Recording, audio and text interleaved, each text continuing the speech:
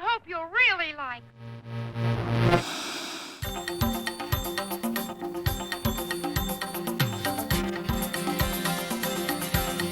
Hi, I'm Megan McLaughlin. And I'm Jessica Lambauer. And welcome to Fashion Files, where it's not what you wear, but how you wear it.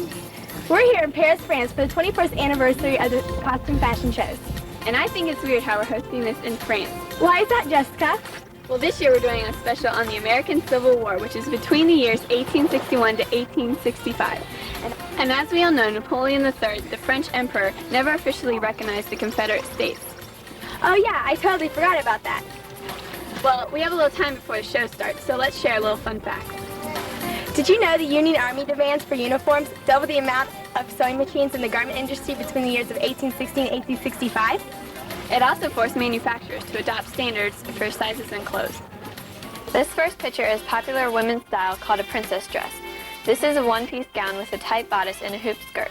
This dress buttoned from top to bottom and would be worn for a formal occasion. To the left of the princess dress is a flounce skirt. It is made from rows of gathered fabric. They finished off the flounce skirt with a tight bodice. Is this the northern style? Clothing styles didn't vary much between the North and the South. Although, in the South, women's dresses were generally made of lighter color fabrics. Northern women had overcoats made of flannel, cotton, tweed, or water-repellent cloth like the one shown here. Notice the cape collars draping over her shoulder. Okay, but how did women get their skirts that big? With a cage-style crinoline like the one shown here, these are very popular until the 1870s. The crinoline was invented in 1840, while it developed into a light metal cage. The first crinoline was in petticoat lined with horsehair. Fitting it with hoops made it into a rigid dome. Did you notice her small waist, Jessica? To get a waist that small required a corset, like the one we're looking at. The corset was laced tightly in the back to give women a slimmer look. Other women's underclothes are petticoats and drawers. Petticoats are basically slips made of cotton, silk, or flannel women wore under their skirts. Drawers became popular around 1830. Drawers were flesh-colored, ruffled panties that were fastened with drawstrings at the waist and knees. Women wore fine wool drawers in the winter, light cotton ones in the summer. Well, what about shoes? I'm glad you asked that, Jessica. For indoors, women wore Roman sandals or slippers. Outdoor shoes were buttoned or laced and extended above the ankle. Party shoes were made of silk or velvet and had small heels. If it was muddy outside, you could add a canvas gaiter to protect shoes and stockings. Girls dressed a lot like their mothers with one exception. Did you know you could tell a girl's age by the length of her dress? It's true. A 12-year-old girl wore her skirt just below her knee. Every year, her skirt got a little longer. By the time she was 18 years old, her skirt was full length. Men's fashion didn't change much in the century. Here is a man in a suit with a short waistcoat with tails. He's wearing long, tight pantaloons and a top hat to finish it off. The men's most popular colors worn were tan, green, brown, blue, gray, and black.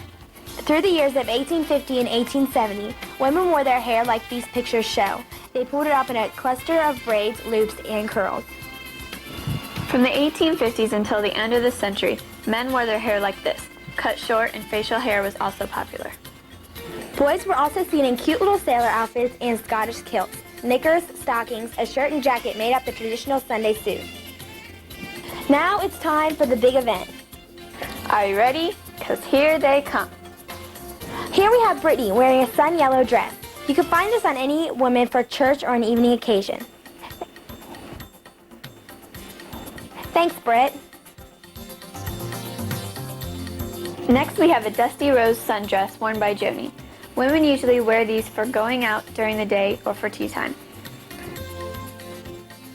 Doesn't she look marvelous? Thanks, Joanie. Next we have Josh wearing a uniform from the Union. Doesn't he look hot, ladies? Well, what I mean by that was, in the beginning of the war, northern clothing manufacturers supplied the Union Army with uniforms made from wool scraps, so it got very hot in the summer months. They came to be known as shoddies because they fell apart on the march in heavy rains. Notice on their hat they have a Union flag representing that they are ready to follow Abraham Lincoln's quest and trying to keep the country together and stop slavery. Thanks, Josh. You look great. Here we have Josh's twin brother Fabio wearing a Confederate uniform, but the uniforms weren't always gray. Wartime shortages made gray uniforms unavailable to soldiers. Soldiers substituted for butternuts. These were uniforms dyed brown with walnuts. Thanks, Fabio, and doesn't he look great, ladies? Well, that's all we have for you today. Thanks for joining us for this educational episode of Fashion Files. We hope you learned a lot about the clothing of the Civil War. You can find these fashions at A.T. Stewart's at the first department store opened in New York City in 1862. I'm Megan. And I'm Jessica. Saying it's not what you wear, it's how you wear it.